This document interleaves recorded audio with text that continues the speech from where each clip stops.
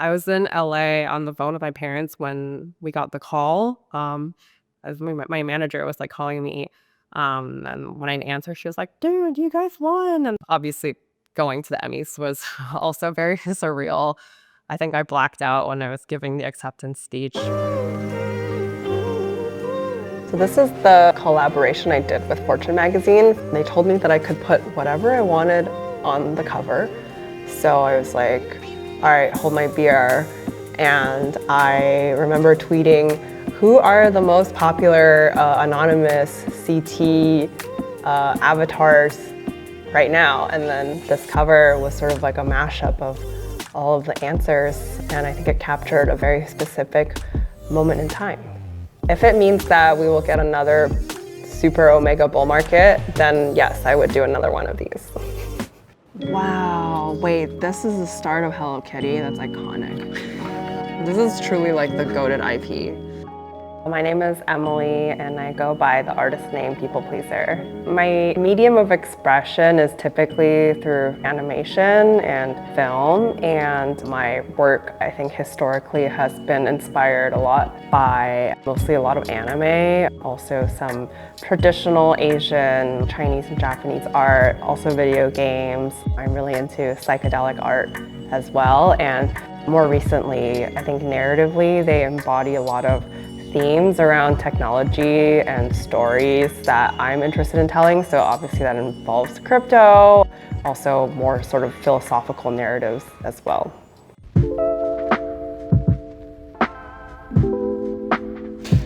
Tippity typity, clack clack. The moment that made me sort of want to pursue, let's say, a more sort of independent path was actually because I was unemployed. I was working in the visual effects industry for a while, and it's just like a really difficult industry to work in historically because there's no unions, and mostly people in that industry are really talented, very highly skilled, but work out of a labor of love, and so are more often than not as good at negotiating what they should be paid. And myself included, I was contracting and then not able to find work towards the end of 2019. And that started my what would be an over a year-long journey of being unemployed. And so during that time, it really was more of a means of survival that I had to just find an alternate path for myself to start making money and creating. And so that's how I stumbled into crypto Twitter and found this new avenue to be able to not only direct but also self-produce these animations that were functioning as commissions, and that's served as my pivot, unintentionally.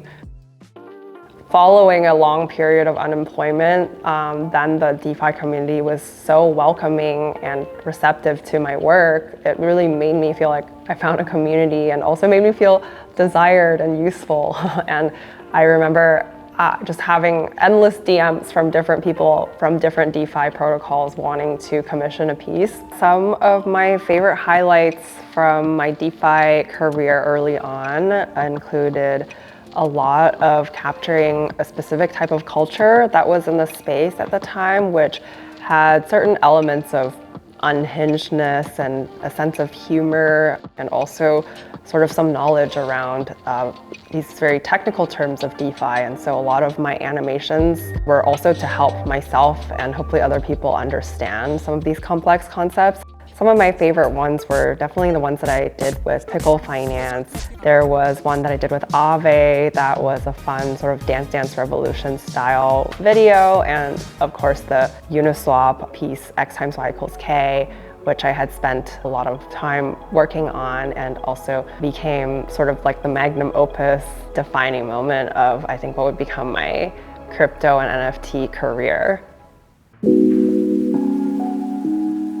After, I think, my sort of heights within the 2021 NFT era, I started doing a little bit of soul searching, and with my newfound, I would say, not necessarily fame, but more resources and a platform that I had come across, I wanted to turn them towards something that was meaningful to me. And a lot of my roots come from visual effects or storytelling in the filmmaking space. And so I got to thinking, how can we use a technology like crypto, which is good for efficient capital formation, to guide that towards something that I personally care about. And within filmmaking, I think there are a lot of resources required to just make anything. And so we started with White Rabbit, which is the anime that I had made with my co-founder, Mache Kuchihara, and we released a little bit of animation up front, and then also released it with this sort of novel choose your own adventure mechanic at the time, which allowed people to mint NFTs and kind of dictate the direction of the story, which simultaneously helped crowdfund for the anime, but also built a community that was a little bit more active rather than a passive viewing audience. That then became the blueprint of what would become Shibuya, which is a platform that hopefully enables other filmmakers and creators to do the same and realize their dreams. Obviously, it was really cool to win an Emmy. I was in LA on the phone with my parents when we got the call. My manager was like calling me, and when I answered, she was like, "Dude, you guys won!" And then I was like, "No way!" So then that obviously was like a really, really cool moment. And then obviously going to the Emmys was also very surreal. I think I blacked out when I was giving the acceptance speech, but when I watched the footage back, I didn't make any mistakes, so that's good.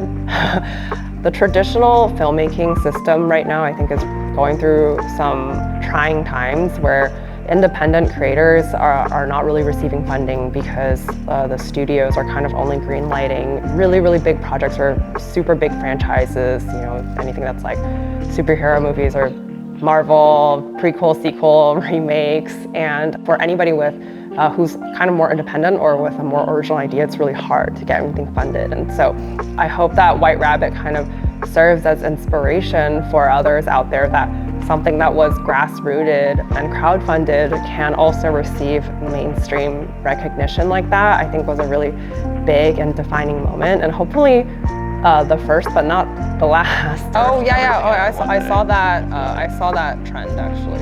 Yeah, it was so fun. Oh my god.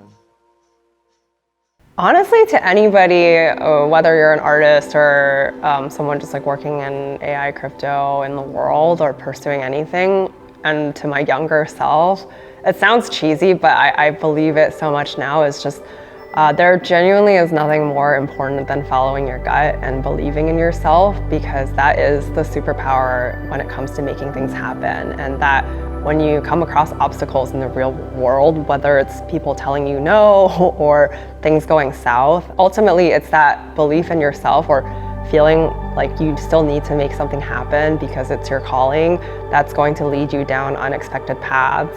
And that is, I think, really undervalued and super important. And I would just tell my younger self to just believe in that more and pay less attention to the things that are happening in the external world.